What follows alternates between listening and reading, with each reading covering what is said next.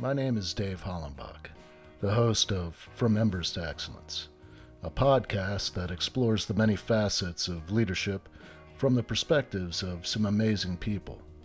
We discuss the triumphs and failures that have shaped our lives and our leadership philosophies. I've found that it isn't whether we fail that defines us, but when we do fail, how we respond. Leaders dust off the ashes and use their failures as fuel to work harder and as lessons to come back wiser and stronger, more resilient, more determined, and more committed to excellence. Today I'm speaking with Doug Thorpe. He is a performance-driven senior executive, entrepreneur, board member, thought leader, and coach with more than 40 years of success in the financial services, executive coaching, oil and gas industries, and small business. Leveraging extensive experience in guiding business transformation for growth-oriented organizations, he is a trusted guide for mid-cap companies to large global enterprises requiring expert assistance with leadership development, team performance, employee engagement, culture shifts, and change management. Additionally, Doug has written several books and hosts a very popular podcast titled Leadership Powered by Common Sense, where I actually was a guest not too long ago, and check out his podcast. Man, if you're listening to this one, you've got to listen to his because, man, it's an awesome podcast. So, Doug, thank you so much for coming on and agreeing to have this conversation with me. It's kind of cool having you on the other side. Well, and it's a pleasure to be here, Dave. You're right. The show you did with me was a great success. Got a lot of great feedback and comments on it, and always happy to return the favor. Let's start off where it all began. Where were you born and raised? I'm native Texan. I was technically, that sounds like a weird statement, but technically born in Houston, but quickly family relocated. I grew up in San Antonio, Texas, and spent all my school years there. Um, got out of school and went on into the journey of whatever turned out to be adulthood. Yeah, I read that you well, your childhood was pretty interesting. You lost your father at a very early age, and then your mom uh, tried her hand, or actually, she didn't just try her hand. She successfully started a business and grew it, and that was kind of what I guess probably shaped you into this entrepreneur, huh? It did, and you're right. Yeah, my father passed away not long after I was born, and mom kind of made a pledge to stay single and just make the best of it. But she had the wisdom to surround me with mentors, even at an early age, like starting in Boy Scouts, for instance. And went through all that and along, even through my middle school, high school years. There were always guys in my life that were phenomenal models. And when I talk about it, I remind people, or I want people to understand, these weren't necessarily some kind of business superstars or rock stars, but these were just, you call them average Joes, but they had a heart for service. They had a heart for a young man that lived down the street, and they took me under their wing, and every one of them taught me two or three different things that I've carried with me. And as we were doing all that, I got my life lessons and kind of weaved this giant patchwork quilt of worldview. And I wouldn't take for that. I don't want to digress, but I'll tell the quick story. As a young man and into even my first marriage, I struggled with that absence of my dad. It was a psyche thing that I never quite got resolved. But through a journey of discovery, I really learned that even if I had known him, I probably would have been disappointed because the reason he died, he was an alcoholic. His liver conked out on him, and for people that have that kind of dynamic in their family story, they know what I'm talking about. And so all this longing and yearning I had to know my dad, when I got older and realized, and I could compare to my friends and colleagues, their family stories weren't all that great. So, I, not to sound insensitive, but I kind of got to the point of saying, well, I don't think I missed anything. Nice. You also got involved with ROTC, and you ended up going to Texas A&M, correct? Right. Yeah, growing up in San Antonio at the time, we had 5 military bases. So, 9 out of 10 people were associated with the military. Anybody, you couldn't, well, they say here in Texas, you couldn't swing a dead cat without hitting somebody that was in the military. And it was just kind of a natural evolution. So, yes, I got involved in high school ROTC, loved it. And by virtue of that, qualified for an Army scholarship to go to Texas A&M and join the Corps of Cadets there, which, because by virtue of the Army scholarship, I was already on contract to be commissioned after graduation. So went through 4 years of college and then went straight 2 weeks after graduation, reported for active duty in the Army. Spent 4 years active duty, traveled around a little bit. I actually never went overseas, stayed in the continental US the whole time, but left there and came to Houston to join a regional bank. And it was well, first, while you were in the Army, you got your master's degree. correct. Yeah, I was able to. I tell some people the story. I served on active duty at a very strange time in U.S. military history. We had a very narrow window while I was in uniform. We were not engaged anywhere in the world. And it was the closest thing to peacetime that we've ever had. Now, there was a skirmish in Grenada. There was a little thing going on in Panama, but really in terms of major military action, there was none. And it's another whole story to talk about what that meant. But what it meant was the Army for me was large part a day job. And I was able to go to night school on base and get my master's degree. I pursued an MBA program. Yeah.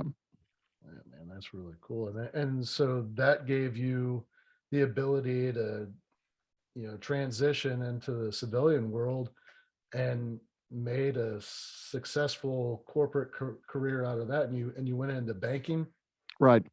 Through some college friends, I was introduced to this regional bank in Houston. At the time, it was called Texas Commerce, and it was quite an up and coming bank. We were publicly traded. We were already at about 17 billion when I joined. There were some leaders at the bank that themselves were ex-military, so they saw my resume and they jumped at it and almost hired me on the spot. It was pretty close to that. I went to work there, and the long story short there, I went immediately into management jobs and ran small teams at first and then larger teams. And at my high water mark, I had about 300 employees at the bank in my division. And we were doing operational support for several of the lines of credit that were out and around the bank. We grew the bank during my tenure up to 27 billion, and we successfully ran off 64 consecutive quarters of earnings growth. So 16 of my 20 years there, we were continuing to grow our earnings year over year. That caught the eye of some New York money banks, and pretty soon we were merged. And long story short, the legacy of our bank is now part of the Chase organization. Wow. The thing I'll say, and maybe closer to the topic we might explore today, is through all of those experiences, leadership was always a thing for me. I was fascinated by the concept of what leadership meant. And it actually started in Boy Scouts. I was offered opportunities to be a student leader in the organization, and then through high school and the high school ROTC, I was commander of our unit there my senior year.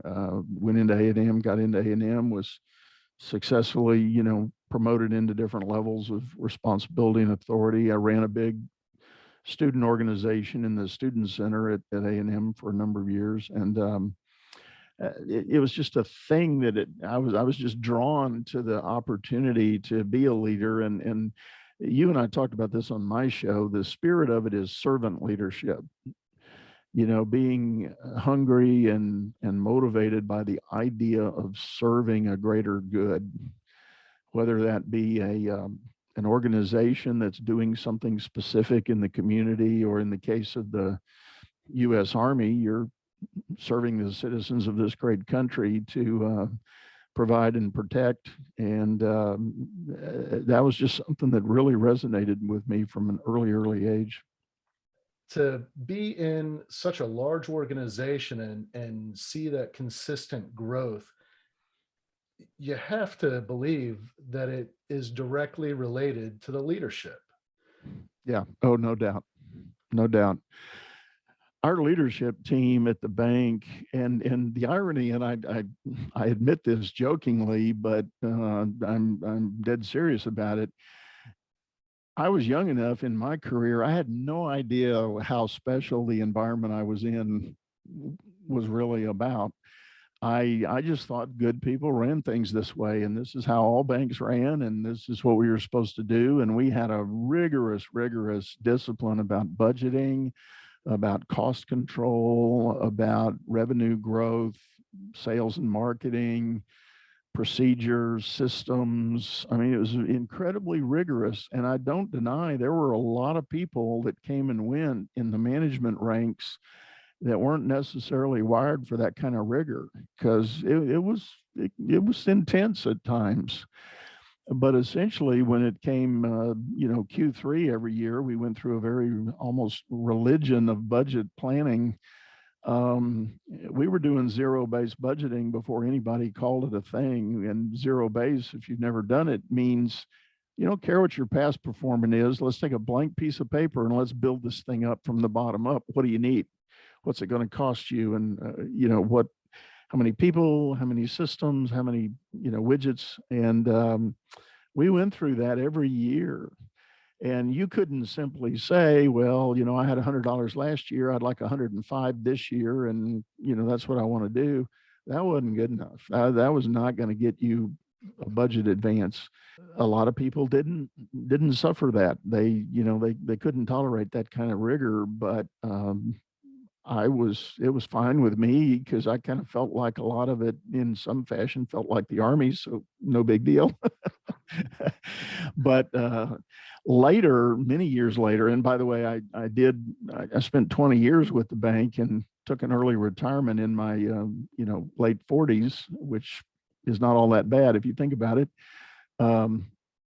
Much later, I started doing some contract work for the FDIC, and only then did I realize that not all banks ran the way ours did. And there were plenty of banks that I had actually failed because of bad management, bad leadership. But ours, no doubt, was a leadership laboratory. I still, to this day, there were people I worked for and worked with that I really value as mentors. Kind of going back to that theme of my early childhood, having mentors in my life. There were definitely people at that bank that I still to this day count as mentors, and am thankful for the experience. So one thing that I wanted to bring up to you, because looking at your career, when you started off in the finance world, I mean, you had managed things when you were in the Army, uh, financials, you were responsible for um, inventory and logistics and that sort of thing. But it's a completely different world, isn't it? Going from that to a bank. Um, my answer would be not much. There's if anything, I would argue there's no doubt in the Army environment, there's a very distinct chain of command. I mean, I had some kind of emblem on my collar that said, I got authority over you. And people were visually and visibly, reminded of that every time you connected. Obviously in the bank, you really don't have that. I mean, I'm sitting at a desk somewhere that's in an office that connotes some kind of leadership, but it's not that same in your face kind of power of the authority. Now, the interesting thing is, and I talk about this a lot in my coaching work, whether it's military or civilian, everybody has an org chart and there's some officer or designated manager or leader in these boxes up the chart. With that comes the power of position. That's true in every environment. But what I've learned, and I figured this out a very long time ago, the best leaders use that power of position as an absolute last resort. Everybody knows it's there, and but a good leader will take that and put it in the bottom desk drawer and say, "Don't want to touch that. I don't want to have to go there." So they work their skills and abilities as a leader to provide the influence of people in far more productive ways than having to sort of lord that over them or carrot and stick, as some people call it. Have you got any personal experience with imposter syndrome? So I've had conversations with a couple of clients that very, very intelligent people, really good leaders, but found themselves in a position of authority that is, you know, out of the norm, like a big leap. They have the talent, they have the expertise, they were selected for a reason, but because of that big leap, almost like this insecurity. Oh yeah, yeah. And have I had it personally? Yes. And have I had it more than once? Yes. Yeah, I was wondering if you could talk about that a little bit.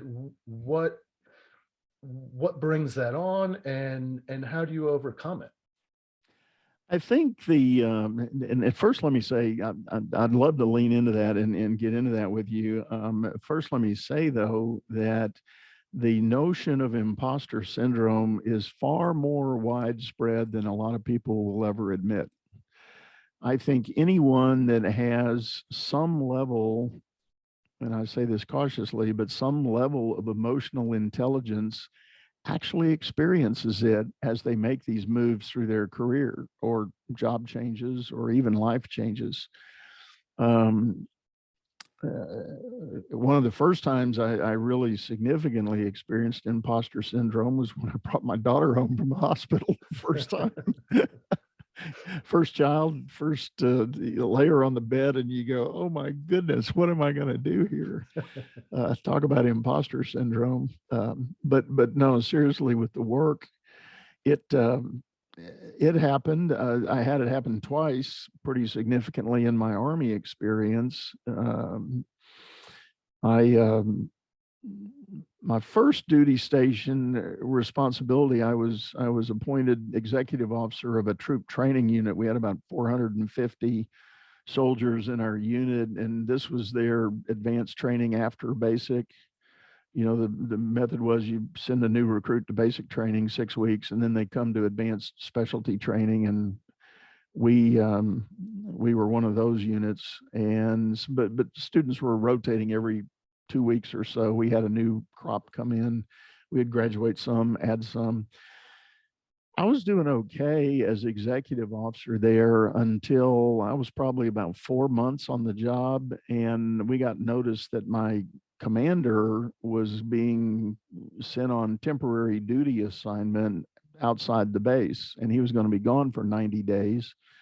As executive officer, that's second in command, I was going to be acting commander. So I'm a whopping 23 years old, and now I'm the commander of a 450 soldier outfit. And all my NCOs that worked for me, the first sergeant, all the platoon sergeants, all those guys had just come back from Vietnam. I mean, Vietnam it had been over about 2 years, and they were pretty grizzled, and they had seen it all, and they had been through all that, and they were great guys, don't get me wrong, but that's all the support I had, and it was a lot, by the way. But I, you know, well, I'll never forget the CO packed his bags and left, and I showed up for work the first Monday, and I kind of in habit I went to my XO desk, and the first sergeant came in and goes, "What the hell are you doing there? You get in the commander's office, you know?" And I said, "It's not my office." He goes, "Oh, yes, it is." And so I packed up my little things and went in there, and took the seat, and it was overwhelming. I mean, it really was. It was like, oh goodness, what have I gotten myself into? But it worked out fine. It went away, and using that as an example, and even the other ones. So people ask me as I do my coaching now, they say I'm suffering imposter syndrome. I had a bank executive not long ago that I was hired to coach for him, and he had been hired by this bank specifically to be the replacement for a senior executive that was going to be retiring like in 18 months. They went through the 18-month kind of training and indoctrination, and then sure enough, the senior exec pulled his papers and rode off into the sunset, and this guy was put in the seat as promised. And he was really consumed with that imposter syndrome because he had a multi-million-dollar book of business. I mean, hundreds of millions of dollars of business, and a team of, I don't know, 80 or 90, I think he told me, and just really suffering with the imposter syndrome. So anyway, the answer that I've come up with for that is to, number one, go back to your training, because every experience I've ever had where the training has been anywhere close to good or better, there's a baseline there that can give you a lot of comfort. So you go back to that training, remind yourself of what you do know, and then focus on the idea that somebody picked you to do that. Somebody put you in that seat, and I call it the foothold on the mountain. You see mountain climbers, they hammer in those stakes, and they use that to climb. And it's that rock solid foothold that you need to stand on to move forward day by day, do the best you can until you can build your own natural confidence for the situation. One of the things that I've talked a lot about, and when you're building a team, when you take on this role, a leadership role, and whether it's a small team or a large team, you've got to develop trust with those people to be effective, and they've got to be able to trust one another as well. How have you been successful in, well, teaching somebody how to build trust with the team and then within the team? Well, that's a phenomenal question, and it happens to be the subject of my last book. Is we call it Trust at Work. A longtime colleague of mine, his name is Roger Ferguson. He and I collaborated to write that book, and it actually started back in our banking days. Roger actually worked for me at the bank many years ago. We developed a friendship that was far greater than the work experience, although the work was great. We've stayed in touch. And in fact, we still, to this day, we happen to just, through a series of events in life where we're geographically close again. And for several years now, we do a weekly breakfast where we count each other as accountability partners for what we want to do in this world. And, but anyway, we wrote this book and it's centered on this idea of how do you build trust at work. And it's interesting. The body of work that is described in the book actually started as a program that was actually taught at our bank. And the gentleman that was the true originator of it passed away a number of years ago. And in the process of his estate settlement, the intellectual property that went with this program was bestowed to my friend Roger. And then he didn't do anything with it much for a while, but a number of years ago, we started working together and decided that we needed to bring this thing up and resurrect it again because, and how it happened really truthfully, I was doing some team coaching work at some of the big national and global brands that I've had an opportunity to work with. And I was sort of lamenting that I had some ideas, but they were kind of loosely connected and there wasn't a really good framework. And I was working on trying to put it together. And one day he showed up for our breakfast and he had this diagram and he said, let me give this to you. This is what you need. And I started looking at it and I go, oh my God, that's it. What it is this. And I think I can be brief about it to describe it. When you stand back and you think about the subject of trust, how do we build trust with somebody? I mean, think about if, you're young again and you're dating and you want to find a life partner. What do? You go out on a date and you spend your time talking. You ask each other questions. You probe and you prod and what you're doing is kind of going through your own mental list of values, beliefs, motivations, preferences, all these things. And you're checking the boxes going, oh, that person does that. They like that too. They believe that too. They enjoy this part too. And pretty soon you say, wow, there's a real connection here. And I could see asking this person to be with me. Well, guess what? Same thing happens with employees at work. They come to work with questions. And if you're the boss, they may not be as forthcoming in asking those questions, but believe me, they've got them. And if you as a leader want to build an environment of trust, you need to intentionally start answering questions or providing answers to questions. So the diagram I referred to takes everything you can think of and puts it in a 6-part circle. So divide the circle into 6 segments. The first segment is the fundamental question, do I even want to be here? Sounds pretty basic, right? Yeah. And you would say, well, if you took the job, sure, you want to be here. Well, not so much. Well, once they get there and once they see what's really going on, they start questioning, do I want to stay around here? Is all this other stuff, work for me? So that's always kind of question number 1. Question number 2 is, why are we here? What's our purpose? What greater good are we serving? And people need to know that. They want to know that. There's an inherent, innate hunger to know that. And so a leader needs to help paint that picture. And then block number 3 is the plan. Okay, I think I see the purpose, but how are we going to do that? What's the plan? And, plan can include division of labor in the work team and who's doing what. And, using your background in firefighting, Dave, I know, you think of a pumper truck, you got a driver and an operator and some hose handlers and, everybody's got a division of labor in it. You train to make that work like clockwork when you first arrive, right? Yeah.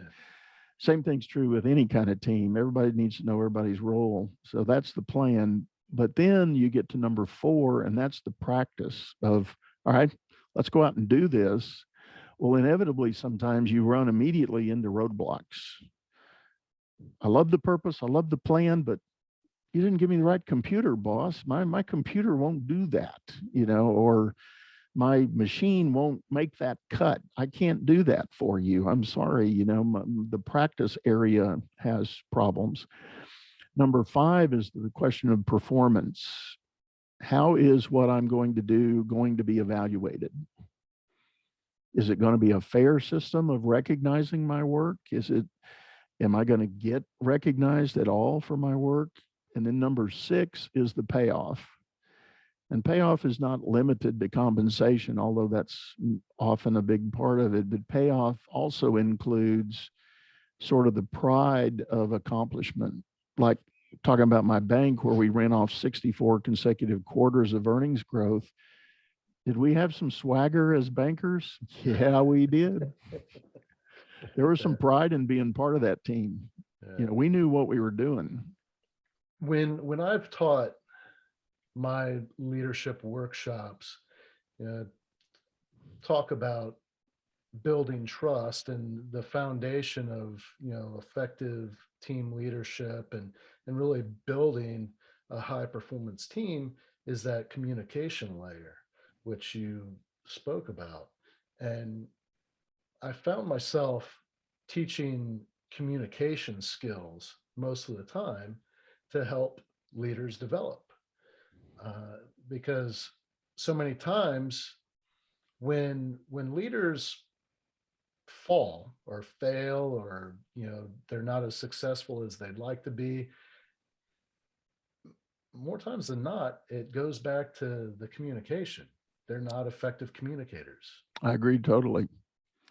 And if you think about it, everything I described in those 6 segments and the core questions that people are going to bring, being able to successfully answer those questions or dig out those questions so that they can be answered, that's all communication on the leader's part.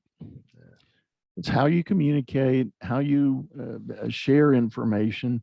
But communication is also, in my book anyway, it's also about how you draw communication out of your people.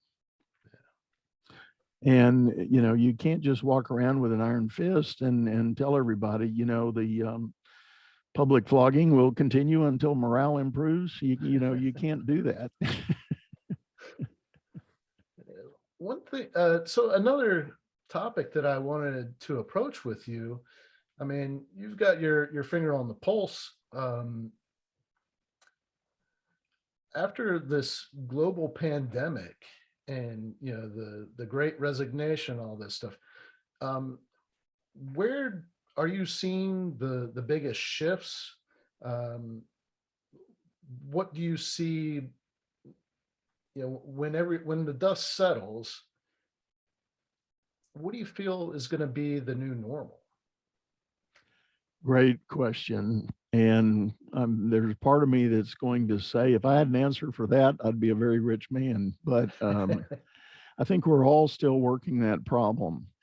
What I can tell you is for the large popular brands, the Fortune 500 type companies that I do get a chance to work with as part of my practice, everybody everywhere is struggling with that. Their leaders everywhere are trying to find the right answer for return to work, balancing the remote work versus mandates to come back to the office. The common theme that I'm hearing is that the workforce in general has a new sense of empowerment. The mental and emotional thinking that had to carry you through the pandemic has caused people to totally reevaluate not just work-life balance. I've actually ditched that in my vocabulary. I now use the word harmony, work-life harmony, because we've proven through the pandemic what's going on at home is in fact happening in parallel to what your work is. It doesn't turn on and turn off because you made the commute to the office. It's still going on. And there's new levels of expectation that people have about wanting to honor that. People want to serve that need at home. And, couples that maybe used to operate pretty autonomously individually are now saying, we can do more as a team, but it requires a give and take. And that may mean, you can't be at your desk at 10 o'clock in the morning because I got to meet with my boss. So can you watch the kids while I'm doing that? So there's this fluidity of everything, and it's this idea of harmonizing. Now, the dark side of that, and what has been showing up in the whole idea of the levels of burnout and even levels of post-traumatic stress that people are reporting from the pandemic, people have lost their sense of boundary because they know they're going to juggle some things during the middle of the day. They're willing to turn on the computer earlier in the morning and keep it on later at night. So what used to be the break point between either getting on the road or getting on the train or getting on the bus to commute back and forth, where that was a natural break point between work and home, that got eliminated. And now people are realizing that they've allowed themselves, and it has been a choice. It's very seldom do I hear it ever be cited as a demand. It's a choice to do that little extra work. Employers are being a little more graceful. They're saying, yeah, okay, you don't have to get it to me at 5 o'clock, because 5 o'clock's not a magic number anymore. Just get it to me, first thing tomorrow or something like that. So there's a blurring of that line. But in all of that, back to my original point, most employers I know are calling it a kind of empowerment that they never used to have to deal with. So people are showing up for work, and if managers are going back to their old form from 3 years ago, employees are going, not so fast, Jack. Yeah. That's not going to work for me anymore. Let's talk about something different. Yeah. So it's a challenge, but I like your point also. I'll interject on communication. I have predicted that the aftermath of the pandemic, when the business schools start writing case studies about businesses and how they dealt with the pandemic, I predict the number one common element of success will be communication. How did you figure out how to communicate with your team during the pandemic? That communication piece has to be where part of it is you letting the people you're leading know how much you care about them. That's right. Because if that is a mystery and they feel that they're just a cog in the wheel, I mean, where's the commitment then? Right. They can head on down the road rather easily. Yeah. I tell a quick story along that line. Another guest on one of my show episodes shared this story with me, and I love it so much. I wish it was one of my clients that let me say this, but it's not. She was telling the story of an entrepreneur in New York who had built a pretty up and coming technology firm. And I don't know how many people he had. It's still probably under 20, I'll say. And had done a really good job. They had a really good trajectory. And one day, a couple of employees came in and said, "Hey, boss, can we temporarily shut down, just go to the coffee shop up the street? How about we take a break and do that?" And he goes, "That's great. Everybody," and he, goes out on the floor. "Hey, everybody, shut it down. Let's go to the coffee shop." And he thought it was going to be just a nice fellowship, right? Well, they get to the coffee shop and get their iced coffees and everything, and they sit down and they say, "We're here. We want to talk to you. We have some issues we want to talk about." And he thought, "Oh, okay." And they proceeded to confront him with what they perceived as his limits as the leader of the company right at that point. That the company had grown, but they weren't going to grow anymore unless he did something different. Wow. And they had been talking about it, and they had figured it out, and they started listing them off. Like number one on the list was he apparently had emerged as a micromanager. And they said, "We know what we're doing, boss. You need to trust us. We're going to be okay, and we're with you. We love what we're doing, but you got to leave us alone. We need to." And he thankfully had the emotional intelligence to sit back and go, "Oh my God, I had no idea. Tell me more." What else do we need to talk about? Well, there's a lead up story that goes with that. If you think about it, the fact that those employees had the confidence that it was going to be safe to bring this up to him, Yeah. that speaks volumes to the leader he already was. Yeah. And the fact that he said, "Oh my God, I had no idea. Tell me more." And he genuinely meant it. It also speaks to his, capacity to recognize what opportunities were there. And, as the story goes on, he took every bit of it to heart, and he started figuring out, and he decided to hire another ops manager that would get him out of certain pieces of things and, streamline some stuff. And, it was a great success story. Wow. I was wondering if you could dig into that component or that piece of leadership. Um, I've talked a little bit about it on the show. I'm just thinking that with your experience, with your knowledge base, what you can bring to the definition and the explanation of what emotional intelligence is and how important it is. I probably have not done enough of reading and study on the exact substance and principle behind the whole idea of emotional intelligence. But what I'll say is there was an issue of whether or not a leader had emotional intelligence that existed way before we came up with the term.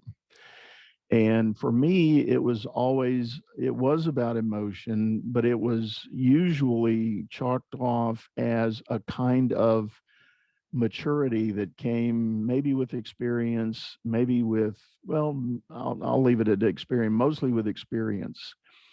And there were no doubt leaders that were far better than others at accepting the experience they went through and gleaning something from it and learning and growing with it rather than harboring it as a bad event. And it might have been an abject failure. It might have been a project that crashed or a transaction that failed or, whatever. But rather than harboring that with a lot of, bitterness, they looked at the facts of the situation and they asked questions like, what could I have done differently? And they mean it, and if they learned that they had done something wrong, then they earnestly work to correct that. And I think ultimately, and I have heard it defined that I think I heard one author, and I can't think of his name right now as we're talking about it, that there's like 7 levels of this emotional intelligence. And at the peak of it, which by the way, very few people allegedly operate at, but at the peak of it, there's kind of this almost divine view of the world that all of your psyche and psychology is just out of the picture. I mean, you're just able to process what's going on.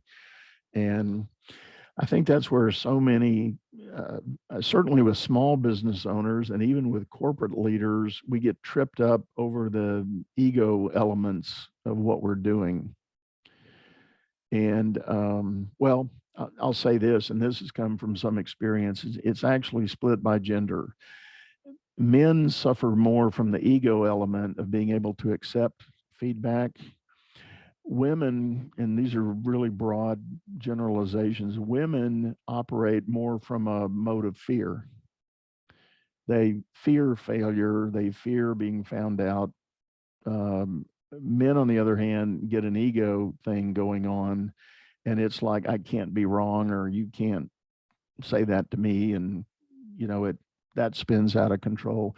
In both cases, an elevation of emotional intelligence mitigates those concerns. The ego gets shut down or hopefully eliminated, and the fear goes away for the women. They start operating at more of their own level of clarity of what the opportunities and options are. So when you're coaching your clients, how do you help members of both genders uh, improve their emotional intelligence?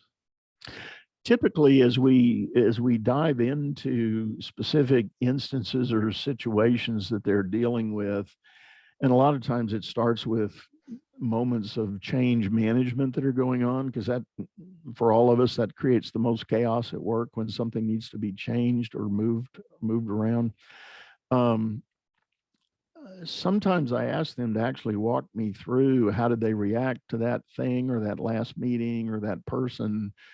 And I will get them to actually describe to me, how did that moment manifest itself in your body?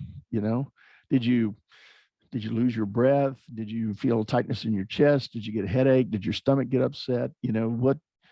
How did all that manifest itself in the way you reacted in the moment? And as we start talking about that literal physical manifestation of the